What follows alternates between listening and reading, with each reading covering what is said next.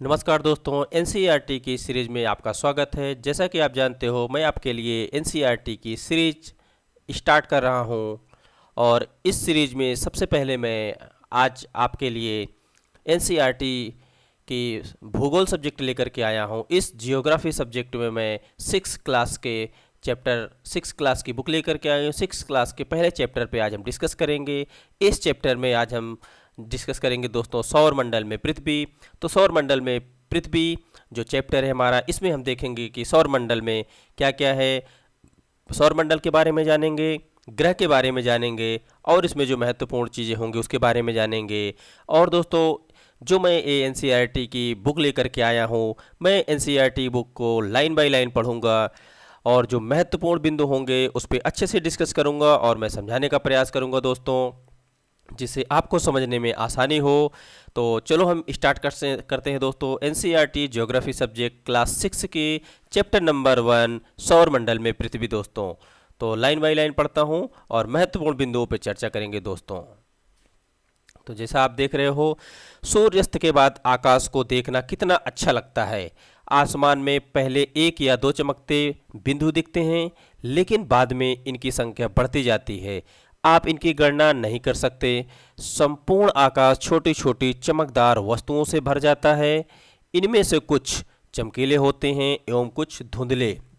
बिल्कुल दोस्तों, आसमान में आप जब देखते हो तो कुछ इस प्रकार से आपको आसमान दिखाई देता है। ऐसा प्रतीत होता है मानो आकाश में हीरे जड़े हों। इनमें से कुछ टिमटिमाते प्रतीत होते हैं, लेकिन अगर आप उनको ध्यान से देखेंगे तो आप पाएंगे कि इनमें से कुछ की टिमटिमाहट अन्य से अलग है। ये बिना किसी टिमटिमाहट के चंद्रमा के समान चमकते रहते हैं। देख रहे हो दोस्तों, कुछ अन्य तारे भी हैं जो चंद्रमा के समान चमकते रहते हैं। ठीक दोस्तों, तो आपको यहीं पे दो तरीके के आपको वो तारे दिखा समझ में आ रहे होंगे कि एक तारे जो है वो चमक रहे हैं और दूसरे जो है सिर्फ चंद्रमा की तरह लाइट ही जल रही है। इन चमकीली वस्तुओं के साथ आप लगभग प्रतिदिन चंद्रमा को भी देखते हैं। यह अलग अलग समय पर अलग आकार तथा अलग स्थितियों में दिखाई पड़ता है। बिल्कुल दोस्तों, ये चमकीली वस्तुएं जो है प्रतिदिन अलग अलग आकार में दिखाई देती हैं और अलग अलग स्थितियों में दिखाई देती हैं। आप संपूर्ण चंद्रमा को यानी कि चंद्रमा जो हमारा गोलाकार है, तो इस तरीके से पूरे चंद्रमा को, पूरे गोल चंद्रमा को, तो उसे वही कहा जा रहा है दोस्तों यहाँ पे कि आप पूर्ण चंद्रमा को लगभग 1 महीने में एक बार देख सकते हैं। यह पूर्ण चंद्रमा वाली रात पूर्णिमा होती है। तो ये महत्वपूर्ण होता है दोस्तों, ये पूरी लाइन महत्वपूर्ण हो जाती है कि आप पूर्ण चंद्रमा को लगभग 1 महीने में एक बार देख सकते हो। तो मैं अगर आपको बताऊं दोस्तों, तो पूर्ण चंद्रमा वाली रात जो होती है, जैसे अगर आप जिस तरीके से आप कर्सर पे आप बिंदु देख रहे हैं, ये पूर्ण चंद्रमा है। इस पूर्ण चंद्रमा को आप 1 महीने में सिर्फ एक बार देख सकते हो दोस्तों। और जिस दिन ये पूर्ण चंद्रमा आपको पूरा दिखाई देता है, उस रात को दोस्तों क्या कहते हैं, उसे पूर्णिमा कहा जाता है दोस्तों। ठीक, पूर्ण चंद्रमा वाली रात या पूर्णिमा कहा जाता है। तो ये महत्वपूर्ण लाइन होती है दोस्तों। फिर आगे देखते हैं, 15 दिन के बाद आप इसे नहीं देख सकते। बिल्कुल दोस्तों, जब महीने में एक बार देख सकते हैं, तो जब हम महीने के मध्य में पहुंचते हैं तभी ऐसी स्थिति बनती है। जब हम पूर्ण चंद्रमा को देखते हैं तो 15 दिन के बाद हम इसे नहीं देख सकते। यह नए चंद्रमा की रात्रि या अमावस की रात्रि होती है दोस्तों। तो क्या कहते हैं, जब हम नहीं देख पाते इसे, तो इसे नए चंद्रमा की रात्रि या अमावस की रात्रि कहते हैं दोस्तों इसे। ऐसी रात में अगर आसमान साफ है तो आप आसमान का अवलोकन अच्छी तरह से कर सकते हैं। यानी कि आसमान में अगर बादल नहीं हो तो आप आसमान को अच्छी तरीके से देख सकते हो। आगे देखते हैं, क्या आपको इस बात पर आश्चर्य नहीं होता है कि हम दिन के समय चंद्रमा एवं इन सभी छोटी चमकीली वस्तुओं को क्यों नहीं देख पाते? ऐसा इसलिए क्योंकि सूर्य के अत्यधिक तेज प्रकाश के कारण रात के समय चमकने वाले वस्तुओं को हम दिन में नहीं देख पाते। बिल्कुल दोस्तों, जब सूर्य की रोशनी बहुत तेज होती है तो सूर्य का प्रकाश इतना तेज होता है कि उसके प्रकाश की रोशनी की वजह से हम इन तारों को नहीं देख पाते। आगे देखते हैं जो महत्वपूर्ण है हमारे लिए, सूर्य, चंद्रमा तथा ये सभी वस्तुएं जो रात के समय आसमान में चमकती हैं, ये सब दोस्तों खगोलीय पिंड कहलाती हैं। जैसे सूर्य हो गया, चंद्रमा हो गए और अन्य सभी वस्तुएं। तो खगोलीय पिंड क्या है दोस्तों? वे सभी वस्तुएं जो रात के समय आसमान में चमकती हैं, उन सभी चीज़ों को खगोलीय पिंड कहा जाता है दोस्तों। कुछ खगोलीय पिंड बड़े आकार वाले तथा गर्म होते हैं। तो देखो दोस्तों, कुछ खगोलीय पिंड बड़े आकार के हो रहे हैं और गर्म भी होते हैं। ये गैसों से बने होते हैं। तो खगोलीय पिंड का निर्माण किससे हो रहा है दोस्तों? गैसों से हो रहा है खगोलीय पिंडों का निर्माण। तो ये महत्वपूर्ण हो जाता है कि खगोलीय पिंड जो होते हैं दोस्तों, उनका निर्माण गैसों से होता है, गैसों से बने होते हैं। इनके पास अपनी ऊष्मा तथा प्रकाश होता है। तो देखो दोस्तों, खगोलीय पिंडों के पास अपने ऊष्मा एवं प्रकाश भी होते हैं, जिसे वे बहुत बड़ी मात्रा में उत्सर्जित करते हैं। तो वो उत्सर्जित कर रहे हैं। जैसे हमारा सूर्य होता है दोस्तों, सूर्य के पास अपनी ऊष्मा भी है और प्रकाश भी है, और सूर्य अपनी ऊष्मा एवं प्रकाश उत्सर्जित करता है, जिससे हम रोशनी एवं ताप या ऊष्मा दोनों लेते हैं दोस्तों। इन खगोलीय पिंडों को तारा कहते हैं। तो ये महत्वपूर्ण होता है दोस्तों। जिन खगोलीय पिंडों के पास ऊष्मा एवं प्रकाश दोनों होता है, उन खगोलीय पिंडों को तारा कहा जाता है। जैसे हमारा सूर्य है, सूर्य एक तारा है दोस्तों, क्योंकि सूर्य ही एक ऐसा तारा है जिसके पास ऊष्मा एवं प्रकाश दोनों है। जो हमारे पृथ्वी के सबसे नज़दीक का तारा सूर्य है, सूर्य के पार ऊष्मा एवं प्रकाश दोनों हैं। तो ये दोस्तों आप कह सकते हो, तारा जो है, तारे का परिभाषा है ये, जिसके पास ऊष्मा एवं प्रकाश दोनों हो, उसे तारा कहा जाता है। तो आप देखा दोस्तों यहाँ पे कि सूर्य पृथ्वी के सबसे नज़दीक का तारा है और सूर्य के पास ऊष्मा एवं प्रकाश दोनों उपस्थित है। रात के समय चमकते हुए अनगिनत तारे सूर्य के समान ही हैं, लेकिन हमसे बहुत अधिक दूर होने के कारण हम लोग उनकी ऊष्मा या प्रकाश को महसूस नहीं करते तथा वे अत्यंत छोटे दिखाई पड़ते हैं, क्योंकि बहुत दूर और बहुत ऊंचाई पर होने की वजह से ये अत्यंत छोटी दिखाई देते हैं दोस्तों। आपने अवश्य ध्यान दिया होगा कि कुछ दूरी से देखने पर सभी वस्तुएं छोटी दिखाई पड़ती हैं। अत्यधिक ऊंचाई पर उड़ रही हवाई जहाज कितना छोटा दिखाई देता है। बिल्कुल दोस्तों, जब आसमान में हवाई जहाज उड़ रहा होता है और आप उस हवाई जहाज को देखते हो तो कितना छोटा दिखाई देता है दोस्तों। अब आप यहाँ पे देखो, रात्रि में आसमान की ओर देखने पर या देखते समय आप तारे के विभिन्न समूहों द्वारा बनाई गई विविध आकृतियों को देखते हो। तो जिस तरीके से आप इस इमेज में देखो दोस्तों, यहाँ पे आपको एक आकृति दिख रही है। इस तरीके से हम आसमान में रात के समय तारों द्वारा बनाई गई विभिन्न प्रकार की आकृति को देखते हैं। तो जो आकृति मुझे दिखाई देती है दोस्तों आसमान में, जो हम आकृति देखते हैं आसमान में, ये आकृति नक्षत्र मंडल कहलाते हैं। इन आकृति को क्या कहते हैं? नक्षत्र मंडल। ये इंपॉर्टेंट होता है कि जो आसमान में, खुले आसमान में रात के समय तारों द्वारा बनाई गई आकृति होती है, उसे हम नक्षत्र मंडल कहते हैं। और नक्षत्र मंडल में एक आर्सा मेजर या बिग बियर इसी प्रकार का एक नक्षत्र मंडल है दोस्तों। तो यहाँ पे देखो, आर्सा मेजर, बिग बियर एक नक्षत्र मंडल का नाम भी दिया हुआ है यहाँ पे। इस प्रकार का ये नक्षत्र मंडल कहलाता है।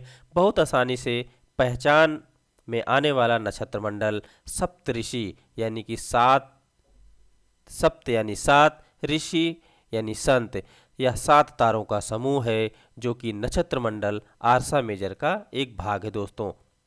तो आपने देखा यहाँ पे जो नक्षत्र मंडल है उसमें से सप्तऋषि, आर्सा मेजर या बिग बियर एक प्रकार का नक्षत्र मंडल है, और एक नक्षत्र मंडल की यहाँ चर्चा की गई है वो सप्तऋषि है। तो सप्तऋषि दोस्तों, आप ये जो इमेज देख रहे हो, ये सप्तऋषि नक्षत्र मंडल है दोस्तों। सप्तऋषि प्रकार का नक्षत्र मंडल है। आप इसमें देखेंगे 7 तारे हैं, 1 2 3 4 5 6 7। तो ये 7 तारों के समूह को सप्तऋषि नक्षत्र मंडल कहा जाता है। तो इस तरीके की आकृति जब हम आसमान में देखते हैं, जो तारों द्वारा बनाई जाती है आकृति, तो इसे हम नक्षत्र मंडल कहते हैं। और उस बहुत से नक्षत्र मंडलों में दोस्तों एक नक्षत्र मंडल को यहाँ पे दिखाया गया है जो सप्तऋषि नक्षत्र मंडल है। और इसी की सहायता से देखो आप यहाँ पे सप्तऋषि के 2 तारों को मिलाते हुए हम आप ऊपर देखते हैं तो देखो यहाँ पे ध्रुव तारा दिखाई देता है, जो उत्तर की दिशा में सबसे तेज चमकता हुआ तारा है। तो ध्रुव तारे के बारे में भी अभी हम आगे पढ़ेंगे दोस्तों। तो चलो आगे देखते हैं। आपने परिवार या पड़ोस के किसी बड़े व्यक्ति से कहिए कि वह आपको आसमान में और अधिक तारों, ग्रहों तथा नक्षत्र मंडलों को दिखाए। प्राचीन समय में लोग रात्रि में दिशा का निर्धारण तारों की सहायता से करते थे। उत्तरी तारा उत्तर दिशा को दर्शाता है। तो देखो दोस्तों, उत्तरी तारा उत्तर दिशा को दर्शा रहा है, ये इंपॉर्टेंट होता है। उत्तरी तारा जो ध्रुव तारा है दोस्तों, उसी को उत्तरी तारा कहा जाता है। तो उत्तरी तारा उत्तर दिशा को दर्शाता है और इसे क्या कहते हैं, ध्रुव तारा कहा जाता है, जैसा मैंने अभी आपको इमेज में दिखाया था दोस्तों। फिर से आप एक बार इमेज में देखो, ये ध्रुव तारा है और ध्रुव तारा उत्तर की दिशा में निकलता है दोस्तों। जैसा कि आपने अभी पढ़ा, उत्तर की दिशा में निकलता है, तभी इसको उत्तरी तारा भी कहा जाता है। यह आसमान में हमेशा एक ही स्थान पर रहता है। हम सप्तऋषि की सहायता से ध्रुव तारे की स्थिति को जान सकते हैं। तो आपने देखा दोस्तों इमेज में कि हम ध्रुव तारे की सहायता से, ये सप्तऋषि तारा है, सप्तऋषि तारे की सहायता से हम ध्रुव तारे को देख सकते हैं। यहाँ पे सप्तऋषि तारा, तो सप्तऋषि तारों की सहायता ले रहे हैं ध्रुव तारा को देखने के लिए। तो हम सप्तऋषि तारों की सहायता से ध्रुव तारों को देख सकते हैं। आप इसको रियल में भी दोस्तों देख सकते हो, लेकिन आसमान जब साफ होगा तभी आप ध्रुव तारे को देख सकते हो दोस्तों। हम सप्तऋषि की सहायता से ध्रुव तारे की स्थिति को जान सकते हैं। जो चित्र 1.1 में दिया गया है वो मैं आपको अभी दिखा दिया दोस्तों इमेज में। आप देखेंगे कि यदि सप्तऋषि मंडल के संकेतक तारों को आपस में मिलाते हुए एक काल्पनिक रेखा खींची जाए एवं उसे आगे की ओर बढ़ाया जाए तो यह ध्रुव तारे की ओर इंगित करता है। तो आप देख रहे हो, जैसे दोस्तों यहाँ पे एक आप देख रहे हो एरो, एक लाइन बनाई गई है और यहाँ पे ध्रुव तारों के 2 तारों को मिलाया गया है। ये आप काल्पनिक रेखा खींच सकते हो, काल्पनिक रेखा ये मानो, तो आप ध्रुव तारों की सहायता से सप्तऋषि तारों की सहायता से आप ध्रुव तारे को देख सकते हो। आओ आगे देखते हैं दोस्तों। कुछ खगोलीय पिंडों में अपना प्रकाश एवं ऊष्मा नहीं होता। बिल्कुल दोस्तों, जब कुछ खगोलीय पिंडों के पास अपनी ऊष्मा एवं प्रकाश होता है तो कुछ ऐसे भी होंगे जिनके पास अपनी ऊष्मा एवं प्रकाश नहीं होगा दोस्तों। वे तारों के प्रकाश से प्रकाशित होते हैं। तो कौन से हैं दोस्तों, जिनके पास अपनी ऊष्मा एवं प्रकाश नहीं होता, वो तारों के प्रकाश से प्रकाशित हो रहे हैं। और ऐसे तारे जो तारों के प्रकाश से प्रकाशित होते हैं, ऐसे खगोलीय पिंड जो तारों के प्रकाश से प्रकाशित होते हैं, उन्हें ग्रह कहते हैं दोस्तों।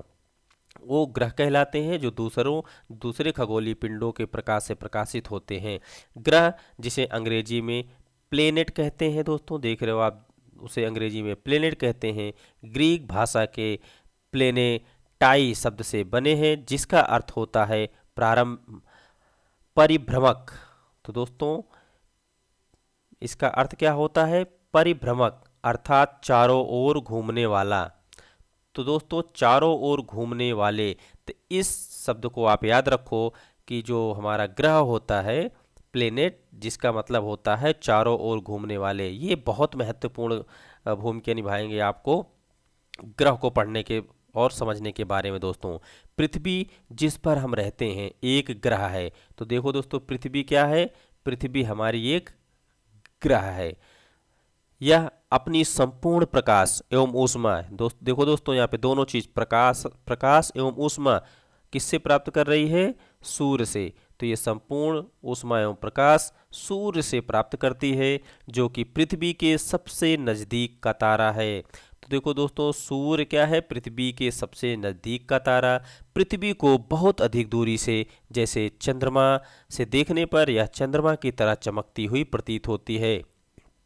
तो यहाँ पे एक चीज़ और निष्कर्ष निकलता है दोस्तों कि सूर्य जो है पृथ्वी का सबसे नज़दीक का तारा है और सूर्य जो है पृथ्वी को ऊष्मा एवं प्रकाश दोनों प्रदान करता है। और अगर हम चंद्रमा से पृथ्वी को देखें तो पृथ्वी भी हमारा एक चमकते हुए तारों की तरह दिखाई देता है दोस्तों।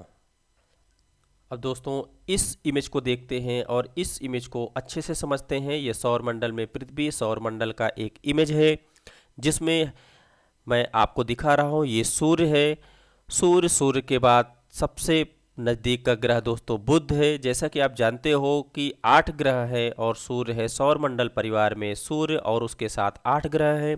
तो यहाँ पे दोस्तों हम सभी ग्रहों को क्रम से दिखाते हैं आपको, जैसा कि इस इमेज में एनसीईआरटी की बुक में दिखाया गया है। तो सूर्य के पास सबसे नज़दीक का ग्रह बुध, उसके बाद शुक्र आता है, फिर आप पृथ्वी को देख सकते हैं, पृथ्वी के बाद मंगल। और दोस्तों ये 4 ग्रह के बाद आप यहाँ पे एक देख रहे हो, ये क्षुद्र ग्रह पट्टी दिख रही है। उसके बाद ये फिर से आपको 4 ग्रह दिखते हैं दोस्तों, ये जहाँ पे बृहस्पति, शनि, यूरेनस और नेपच्यून, यानी कि अरुण और वरुण। तो इस तरीके से दोस्तों आप 4 ग्रह क्षुद्र ग्रह पट्टी के बाहर देख सकते हो और क्षुद्र ग्रह पट्टी के अंदर आप 4 ग्रह देख सकते हो। तो दोस्तों आप इमेज से ही एक चीज़ को आप समझने का प्रयास करो कि जो 4 ग्रह अंदर के आपको दिखाई दे रहे हैं, ये ग्रह बाहर के जो ग्रह हैं इनकी तुलना में आपको छोटे दिखाई दे रहे होंगे दोस्तों। तो जो आंतरिक ग्रह है ये छोटे ग्रह हैं और जो बाहरी ग्रह हैं दोस्तों ये सभी ग्रह बड़े ग्रह हैं। पहला अंतर आपको देखने को मिला। दूसरा अंतर दोस्तों, जो आंतरिक ग्रह हैं ये दोस्तों आप कह सकते हो कि ये पत्थर के बने हुए हैं, यानी ये ग्रह जो है दोस्तों सैल के बने हैं। जो आंतरिक ग्रह हैं ये सैल से बने हुए हैं और जो बाह्य ग्रह हैं और बड़े भी हैं, और ये इन सब का निर्माण दोस्तों प्लाज्मा की स्थिति में है। तो ये 2 अंतर आपको याद रखना चाहिए दोस्तों, और इसके बारे में हम अच्छे से आगे पढ़ के और आपको बताते हैं दोस्तों कि जैसा एनसीईआरटी की बुक में दिया हुआ है। तो सबसे पहले दोस्तों आप देखो यहाँ पे आंतरिक ग्रह और बाह्य ग्रह दोस्तों। तो आंतरिक ग्रह के बारे में क्या है, सूर्य के बहुत नज़दीक हैं, ये चट्टानों से बने हैं। जैसा कि मैं आपको बताया दोस्तों ये इनका निर्माण सैलों से हुआ है। तो बहुत नज़दीक हैं ये आंतरिक 4 ग्रह और इनका निर्माण सैलों से हुआ और चट्टानों से हुआ है। और बाह्य ग्रह के बारे में पढ़ते हैं तो सूर्य से बहुत दूर है तथा बहुत बड़े आकार के हैं। ये गैसों और तरल पदार्थों से बने हैं।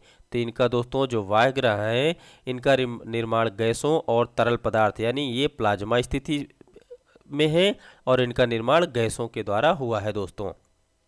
तो कुछ इस तरीके से अंतर निकल करके आता है। यहाँ पे दोस्तों सभी ग्रहों को दिया हुआ है, इनका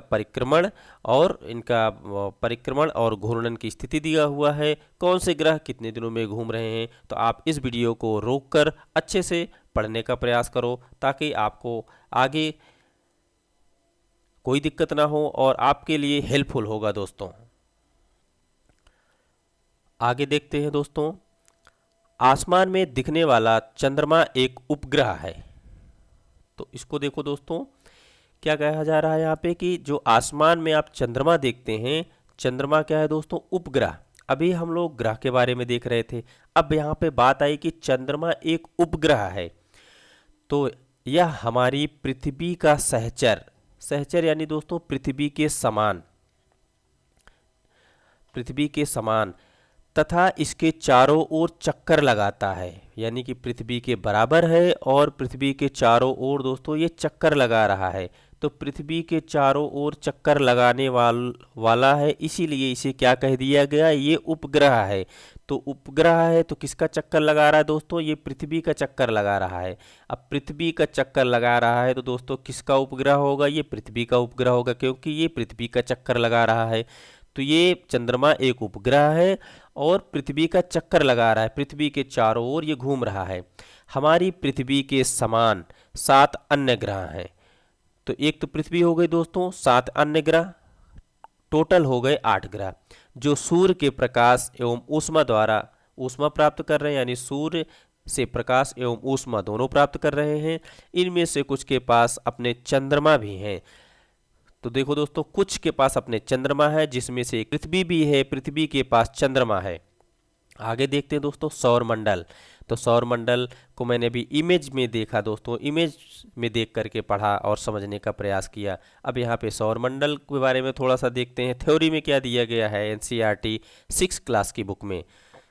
सूर्य, 8 ग्रह, उपग्रह तथा कुछ अन्य खगोलीय पिंड जैसे क्षुद्र ग्रह एवं उल्का पिंड मिलकर सौर मंडल का निर्माण करते हैं। उसे हम सौर परिवार का नाम देते हैं। जिसका मुखिया सूर्य है। तो अभी आपने देखा दोस्तों इमेज में कि सबसे पहले सूर्य था, उसके बाद 8 ग्रह थे जिसमें से 4 आंतरिक ग्रह थे, फिर एक क्षुद्र ग्रह की पट्टी थी, फिर उसके बाद 4 बाह्य ग्रह थे, यानी बाहरी 4 ग्रह थे। टोटल 8 ग्रह थे दोस्तों।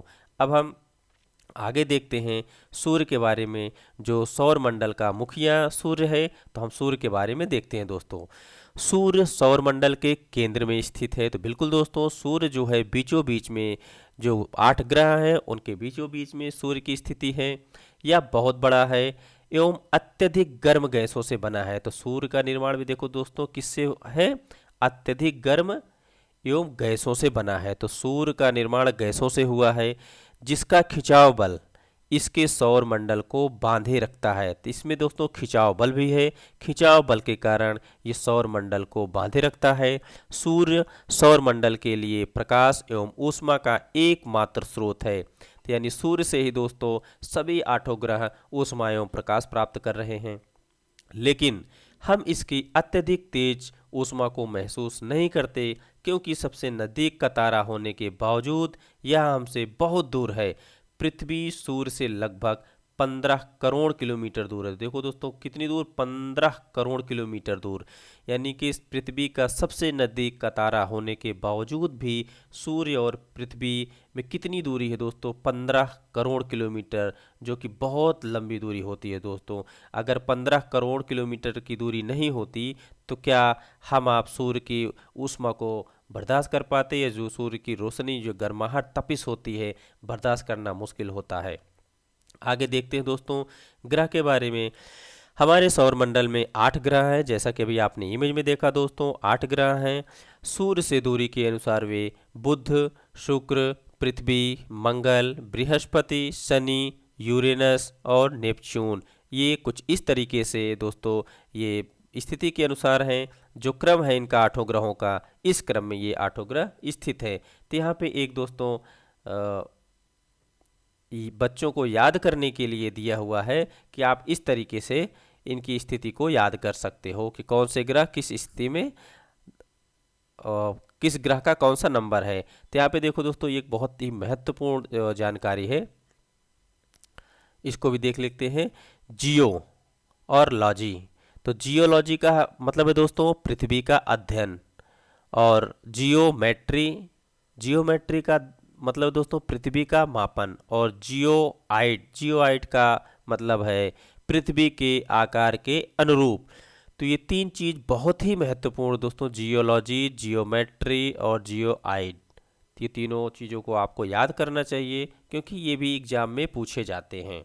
अब आगे देखते हैं सौर मंडल, यानी कि अब इसके यहाँ पे देखते हैं दोस्तों क्या है। यहाँ पे सौर मंडल के सभी 8 ग्रह एक निश्चित पथ पर सूर्य का चक्कर लगाते हैं।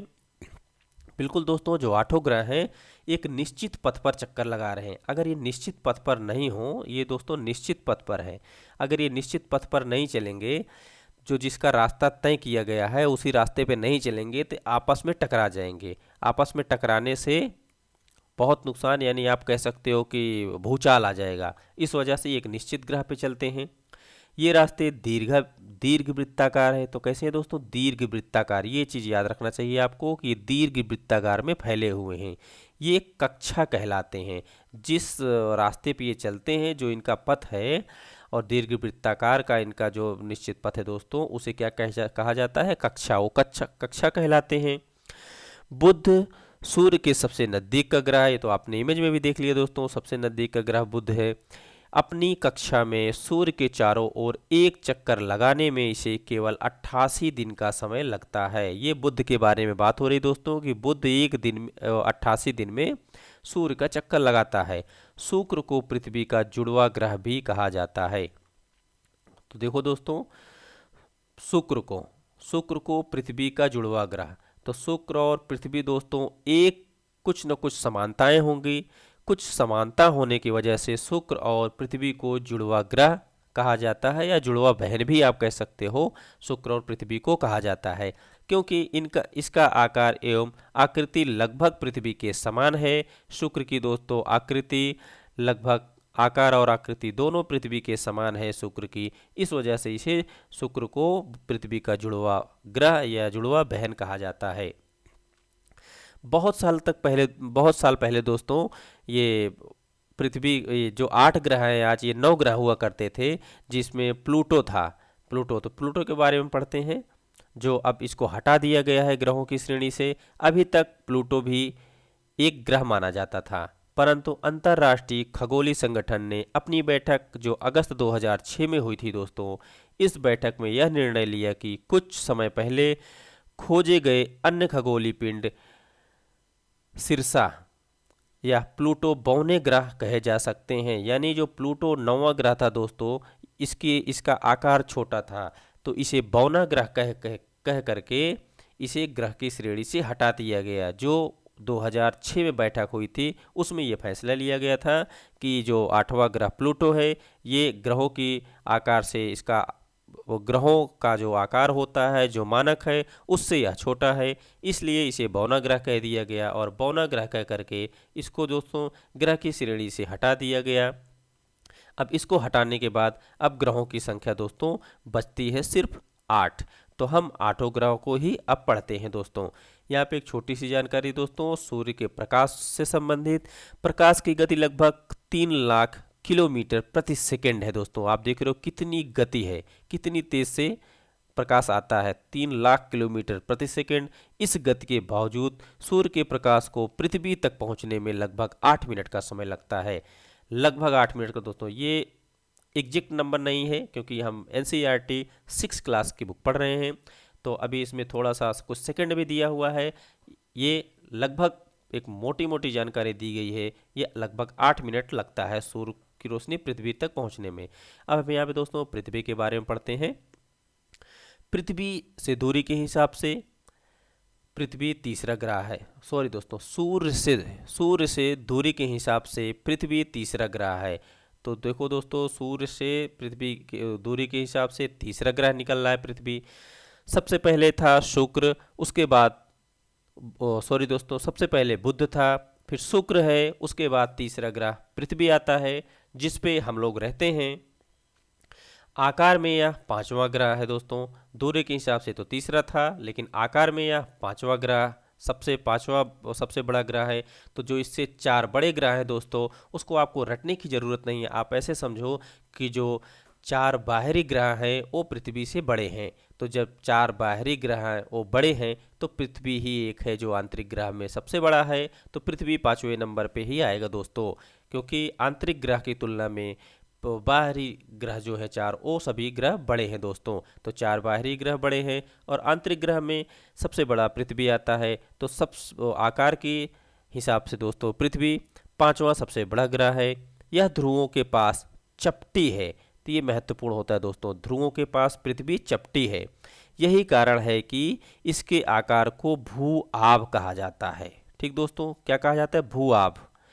चपटा होने की वजह से जो ध्रुवों पर थोड़ी सी चपटी है पृथ्वी, इसलिए इसे भू आब कहा जाता है। भू आब का अर्थ होता है पृथ्वी के समान आकार। ठीक दोस्तों, अब ये चपटा हो गया ध्रुव पे, तो इसे भू आब कहा गया। अब ये पृथ्वी का आकार ले लिया, इसलिए इसे कहा जाता है पृथ्वी। जीवन के लिए अनुकूल परिस्थितियां संभवतः केवल पृथ्वी पर ही पाई जाती हैं। पृथ्वी न तो अत्यधिक गर्म है और न ही अत्यधिक ठंडी। यहाँ पानी एवं जलवायु उपस्थित है जो हमारे जीवन के लिए आवश्यक है। वायु में जीवन के लिए आवश्यक गैसें जैसे ऑक्सीजन मौजूद है। इन्हीं कारणों से पृथ्वी सौरमंडल का सबसे अद्भुत ग्रह है। देखो दोस्तों, पृथ्वी जो है सौरमंडल का सबसे अद्भुत ग्रह कहा जा रहा है। क्यों कहा जा रहा है दोस्तों सबसे अद्भुत ग्रह? क्योंकि पृथ्वी ही एक ऐसा ग्रह है जहाँ पे जीवन संभव है और यहाँ पे जीवन जीने के लिए सभी प्रकार के चीज़ें मौजूद हैं। अंतरिक्ष से देखने पर पृथ्वी नीले रंग की दिखाई देती है। तो देखो दोस्तों, किस रंग की दिखाई दे रही अंतरिक्ष से देखने पर? नीले रंग की। अब जब अंतरिक्ष से देखने पर नीले रंग की दिखाई देती है तो इसलिए इसे नीला ग्रह भी कहा जाता है, क्योंकि इसकी 2/3 सतह पर पानी से ढका हुआ है। तो कितने सतह पे दोस्तों? 2/3 पृथ्वी पर पानी होने की वजह से ये नीला दिखाई देता है और नीला दिखने की वजह से इसे नीला ग्रह भी कहा जाता है। जैसा कि यहाँ पे लिखा हुआ है नीला ग्रह, तो पृथ्वी नीले रंग की दिखाई देती है दोस्तों अंतरिक्ष से देखने पर, क्योंकि ये 2/3 हिस्सों पर पानी है और 2/3 हिस्सों पे पानी होने की वजह से नीला दिखता है और नीला दिखने की वजह से इसे नीला ग्रह भी कहा जाता है। अब हम देखते हैं दोस्तों चंद्रमा के बारे में। चंद्रमा के बारे में पढ़ने से पहले यहाँ पे एक छोटी सी जानकारी है, इसको पढ़ते हैं। रोचक तथ्य, नील आर्मस्ट्रांग। देखो दोस्तों, नील आर्मस्ट्रांग जो थे वो पहले व्यक्ति थे जिन्होंने 20 जुलाई 1969 को सबसे पहले चंद्रमा की सतह पर कदम रखा। तो सबसे पहले चंद्रमा की सतह पर कदम रखने वाले दोस्तों नील आर्मस्ट्रांग थे, जो 20 जुलाई 1969 को चंद्रमा की सतह पर कदम रखा था। अब दोस्तों चंद्रमा के बारे में देखते हैं। हमारी पृथ्वी के पास केवल एक उपग्रह है, चंद्रमा। जैसा कि अभी आपने ऊपर देखा था, ऊपर भी पढ़ा था दोस्तों, चंद्रमा एक उपग्रह है जो पृथ्वी के चारों ओर चक्कर लगा रहा है। तो हमारी पृथ्वी के पास केवल एक उपग्रह है और वो है दोस्तों चंद्रमा। इसका व्यास पृथ्वी के व्यास का केवल 1/4 है। व्यास की बात हो रही दोस्तों, तो इसका व्यास जो है पृथ्वी के व्यास से 1/4 है। ठीक दोस्तों, यह इतना बड़ा इसलिए प्रतीत होता है क्योंकि यह हमारे ग्रह से अन्य खगोलीय पिंडों की अपेक्षा नज़दीक है। तो दोस्तों नज़दीक होने की वजह से ये बहुत बड़ा नज़र आता है, लेकिन हमारी पृथ्वी के आकार से इसका आकार सिर्फ और सिर्फ 1/4 ही है। यह हमसे लगभग 3,84,400 किलोमीटर की दूर पर स्थित है। देखो दोस्तों, सबसे नज़दीक होने के बावजूद ये भूगोल वाले गजब की बात करते हैं, कहते हैं सबसे नज़दीक है और सबसे कम साल का है। तो यहाँ पे दोस्तों सबसे नज़दीक, सबसे कम समय, सबसे ज़्यादा समय भी इतना लंबा समय, इतनी लंबी दूरी होती है कि जिसकी तुलना हम आप नहीं कर सकते। तो यहाँ पे कह रहे हैं कि सबसे नज़दीक, ठीक दोस्तों, यह हमसे लगभग 3,84,400 किलोमीटर दूर है। अब आप पृथ्वी से सूर्य एवं चंद्रमा की दूरी की तुलना कर सकते हैं। तो दोस्तों इतना दूरी है 3,84,000 किलोमीटर, क्या तुलना करेंगे? बिल्कुल तुलना करना चाहिए हमें आपको। तो पृथ्वी और सूर्य के बीच की दूरी दोस्तों कितनी है? पृथ्वी और चंद्रमा के बीच की दूरी 3,84,400 किलोमीटर की दोस्तों। अब यहाँ पे देखते हैं कुछ उपग्रह है दोस्तों। ये उपग्रह है जो मानव निर्मित उपग्रह है दोस्तों।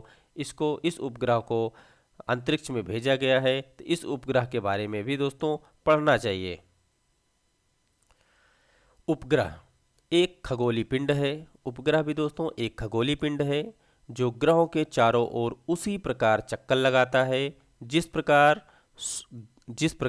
ग्रह सूर्य के चारों ओर चक्कर लगाते हैं। ठीक दोस्तों, जैसे ग्रह चक्कर लगाते हैं उसी तरीके से उपग्रह भी चक्कर लगाता है। मानव निर्मित उपग्रह एक कृत्रिम पिंड है। यह वैज्ञानिकों के द्वारा बनाया गया है जिसका उपयोग ब्रह्मांड के बारे में जानकारी प्राप्त करने एवं पृथ्वी पर संचार माध्यम के लिए किया जाता है। इस रॉकेट के द्वारा अंतरिक्ष में भेजा जाता है। ठीक दोस्तों, इसे अंतरिक्ष में भेजा जाता है रॉकेट के द्वारा एवं पृथ्वी की कक्षा में स्थापित कर दिया जाता है। अंतरिक्ष में स्थापित कुछ भारतीय उपग्रह हैं जैसे इनसेट, IRS, एड्यूसैट इत्यादि। तो दोस्तों ये कुछ महत्वपूर्ण उपग्रह हैं, मानव निर्मित उपग्रह है जो यहाँ से रॉकेट के द्वारा भेजे गए हैं और ये पृथ्वी की कक्षा में ये आज भी मौजूद हैं। तो दोस्तों जो आप यहाँ पे इमेज में देखो कि किस तरीके से रॉकेट के द्वारा जो है भेजा जाता है और ऊपर जा कर के इस तरीके से खुल करके ये पृथ्वी की कक्षा में चक्कर लगाता रहता है। और जो मानव निर्मित उपग्रह है दोस्तों उसको इसलिए भेजा जाता है ताकि हम जो अंतरिक्ष में क्या चल रहा है, क्या हलचल है, उसके बारे में पता लगा सके। और इन्हीं सबको पता लगाने के लिए दोस्तों मानव निर्मित उपग्रह को भेजा जाता है, इनका प्रक्षेपण किया जाता है दोस्तों। अब हम आगे देखते हैं चंद्रमा। आगे यहाँ पे देखें दोस्तों, चंद्रमा पृथ्वी का एक चक्कर, चंद्रमा जो पृथ्वी का उपग्रह है दोस्तों, ये पृथ्वी का एक चक्कर लगाने में लगभग 27 दिन का समय लेता है दोस्तों। तो ये चंद्रमा पृथ्वी का एक चक्कर लगाने में 27 दिन में पूरा करता है। ये महत्वपूर्ण दोस्तों कि चंद्रमा पृथ्वी का चक्कर कितने दिन में लगाता है, तो ये 27 दिन में चक्कर लगाता है। लगभग इतने ही समय में यह अपने अक्ष पर एक चक्कर को पूरा करता है। तो देखो दोस्तों दोनों चीज़, ठीक दोस्तों, लगभग इतने ही समय में या अपने अक्ष पर भी ये एक चक्कर लगाता है दोस्तों। तो दोनों चीज़, दोनों का समय सेम है, परिक्रमण और घूर्णन दोनों इसका सेम समय पे हो रहा है दोस्तों। क्यों ये बहुत ही महत्वपूर्ण है और बहुत ही महत्वपूर्ण भूमिका निभाता है दोस्तों। इस चीज़ को आपको याद रखना चाहिए कि 27 दिन में ये एक चक्कर लगाता है पृथ्वी का, और इतने ही समय यानी लगभग 27 दिन में ही ये घूर्णन भी कर लेता है। इसके परिणाम स्वरूप पृथ्वी से हमें चंद्रमा का केवल एक ही भाग दिखाई देता है। बिल्कुल दोस्तों, क्योंकि जब वो साथ साथ में घूम रहा होता है और घूर्णन परिक्रमण दोनों साथ में चलता रहता है, इस वजह से हम सिर्फ चंद्रमा का एक सतह देख पाते हैं, क्योंकि परिक्रमण और घूर्णन साथ साथ में हो रही है और गति भी सेम है। तो ये बहुत ही महत्वपूर्ण है दोस्तों, ये चीज़ आपको याद रखनी चाहिए कि परिक्रमण और घूर्णन लगभग सेम गति से हो रही है, और इस वजह से पृथ्वी से हम चंद्रमा के सिर्फ एक सतह को देख पाते हैं। चंद्रमा की परिस्थितियां जीवन के लिए अनुकूल नहीं हैं। इसकी सतह पर पर्वत, मैदान एवं गड्ढे हैं जो चंद्रमा के सतह पर छाया बनाते हैं। पूर्णिमा के दिन चंद्रमा पर इनकी छाया को देखा जा सकता है। तो दोस्तों पूर्णिमा के ही दिन क्यों चंद्रमा की छाया को देखा जा सकता है? क्योंकि पूर्णिमा के दिन चंद्रमा में उजाली रात होती है और पूर्ण चंद्रमा दिखता रहता है, इस वजह से वहाँ पे रोशनी पूर्ण रूप से पड़ती है और हम देख सकते हैं। अब क्षुद्र ग्रह के बारे में पढ़ते हैं दोस्तों। क्षुद्र ग्रह क्या होते हैं? जैसा कि अभी आपने सौर मंडल की इमेज में देखा था, तारों, ग्रहों और उपग्रहों के अतिरिक्त असंख्य छोटे पिंड भी सूर्य के चारों ओर चक्कर लगाते हैं। जैसा कि भी आपने इमेज में देखा था दोस्तों, 4 आंतरिक ग्रह और 4 बाहरी ग्रह, उसके बीच में एक क्षुद्र ग्रह की पट्टी थी, वही है जो सूर्य के चारों ओर ये भी चक्कर लगा रहे हैं। इन पिंडों को क्षुद्र ग्रह कहते हैं। ये मंगल और बृहस्पति की कक्षा के बीच में पाए जाते हैं। तो बिल्कुल दोस्तों, जो आंतरिक 4 ग्रह थे उसमें जो क्रम से अगर देखें तो सूर्य, बुध, शुक्र, पृथ्वी और मंगल आते हैं। तो आंतरिक ग्रह में यहाँ पे जैसे बताया गया दोस्तों कि मंगल है, और बाहरी ग्रह में बृहस्पति आता है। तो मंगल और बृहस्पति के बीचों बीच में पाए जाने वाले ग्रह क्षुद्र ग्रह होते हैं दोस्तों। वैज्ञानिकों के अनुसार क्षुद्र ग्रह के ही भाग होते हैं जो कि बहुत वर्ष पहले विस्फोट के बाद ग्रह से टूटकर अलग हो गए दोस्तों। तो ये महत्वपूर्ण होता है कि बहुत साल पहले ये ग्रह से टूटकर अलग हो गए, अब ये क्षुद्र ग्रह कहे जाते हैं। हम आगे पढ़ते हैं उल्का पिंड के बारे में कि उल्का पिंड क्या होता है और किसे उल्का पिंड कहा जाता है। सूर्य के चारों ओर चक्कर लगाने वाले पत्थरों के छोटे छोटे टुकड़ों को उल्का पिंड कहते हैं। तो देखो दोस्तों, क्या है कि सूर्य के चारों ओर चक्कर लगा रहे हैं ये, और कौन है ये चक्कर, किस रूप में चक्कर लगा रहे हैं? ये पत्थरों के छोटे छोटे टुकड़े हैं। पत्थरों के छोटे छोटे टुकड़े हैं जो सूर्य के चारों ओर चक्कर लगा रहे हैं दोस्तों, इसे उल्का पिंड कहा जाता है। कभी कभी ये उल्का पिंड पृथ्वी के इतने नज़दीक आ जाते हैं कि इनकी प्रवृत्ति पृथ्वी पर गिरने वाली होती है। इस प्रक्रिया के दौरान वायु के साथ घर्षण होने के कारण ये गर्म होकर जल जाते हैं। तो दोस्तों, जब पृथ्वी पर गिरने वाले होते हैं उस समय ऐसी स्थिति बनती है, क्योंकि आपने पढ़ा होगा कि पृथ्वी पर वायुमंडल के 5 परत पाए जाते हैं, और वो 5 परत अपनी भूमिका कुछ इस प्रकार से निर्वाह करते हैं कि जब उल्का पिंड पृथ्वी पर गिरने वाले होते हैं तो वो 5 परत जो हैं किसी न किसी रूप में जो उसमें मौजूद गैसें होती हैं इन पत्थरों को वहीं पे जला देती हैं। इस रूप में घर्षण की एक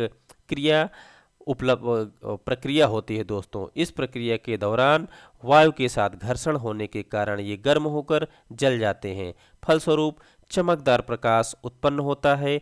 कभी कभी कोई उल्का पूरी तरह जले बिना पृथ्वी पर गिरती है, इसे धरातल पर खाड्य बनते हैं, क्योंकि दोस्तों ये बहुत बड़ा होता है और बड़ा होने की वजह से ये पृथ्वी पर जिस जगह पर गिरता है दोस्तों वहाँ पर बड़े बड़े खाड्य का निर्माण कर देता है। आगे देखते हैं दोस्तों, क्या आपने तारों वाले खुले आकाश में एक ओर से दूसरे ओर तक फैले एक सफ़ेद पट्टी की तरह एक चमकदार रास्ते को देखा है दोस्तों? तो बिल्कुल दोस्तों, आपने देखा होगा, और जैसा कि इस इमेज में भी दिखाया गया है कि सफ़ेद पट्टी का एक चमकदार एक तरफ से दूसरी तरफ तक या लाखों तारों का समूह होता है दोस्तों। तो कितने लाखों तारों का समूह दोस्तों, लाखों तारों का समूह होता है ये।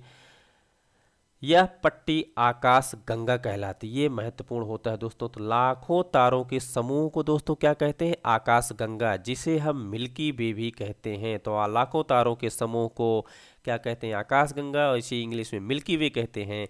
हमारा सौर मंडल इस आकाश गंगा का एक भाग है। तो देखो दोस्तों, सौर मंडल जो है, हमारा सौर मंडल इसी आकाश गंगा का एक भाग है दोस्तों। ये महत्वपूर्ण होता है कि हमारा सौर मंडल जो है एक आकाश गंगा का भाग है।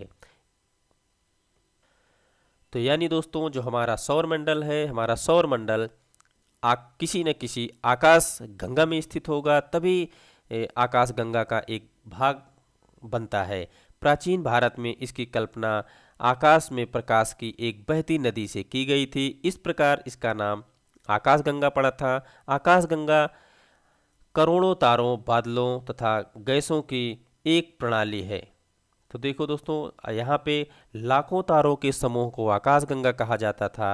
अब यहाँ पे आकाश गंगा जो है करोड़ों तारों, बादलों और गैसों की एक प्रणाली है। तो लाखों तारों से मिलकर आकाश गंगा बनता है, और आकाश गंगा जो होता है लाखों करोड़ों तारों, बादलों एवं गैसों की एक प्रणाली कही जाती है। इस प्रकार की लाखों आकाश गंगाएं मिलकर, ठीक दोस्तों, इस प्रकार लाखों आकाश गंगाएं, जैसे लाखों तारे मिलकर के आकाश गंगा का निर्माण कर रहे थे, इस तरीके से लाखों आकाश गंगाएं मिलकर ब्रह्मांड का निर्माण करते हैं दोस्तों। तो यहाँ पे आकाश गंगा से बड़ा रूप ब्रह्मांड का निकल के आता है। तो सबसे पहले आपने देखा सौरमंडल, सौरमंडल के बाद आकाश गंगा से बड़ा हमारा ब्रह्मांड दोस्तों। तो ये लाखों आकाश गंगाएं मिलकर के ब्रह्मांड का निर्माण करती हैं। एक बार फिर हम दिखाना चाहेंगे दोस्तों यहाँ पे कि लाखों आकाश गंगाएं, ठीक दोस्तों, लाखों आकाश गंगाएं मिलकर ब्रह्मांड का निर्माण करती हैं। ब्रह्मांड की विशालता की कल्पना करना अत्यंत कठिन है। वैज्ञानिक अभी भी इसके बारे में अधिक से अधिक जानकारी एकत्र करने में जुटे हैं। इसके आकार के संबंध में हमें कोई जानकारी नहीं है, लेकिन फिर भी हम जानते हैं कि हम सभी किसी ब्रह्मांड का हिस्सा हैं। बिल्कुल दोस्तों, हम किसी न किसी ब्रह्मांड के हिस्सा इसी ब्रह्मांड के हिस्सा हैं, क्योंकि ब्रह्मांड हमारा सबसे बड़ा है और हम इसी ब्रह्मांड के हिस्से हैं। तो आप इस सर्कल को देखो दोस्तों, इस सर्कल से भी हम समझने का प्रयास करते हैं।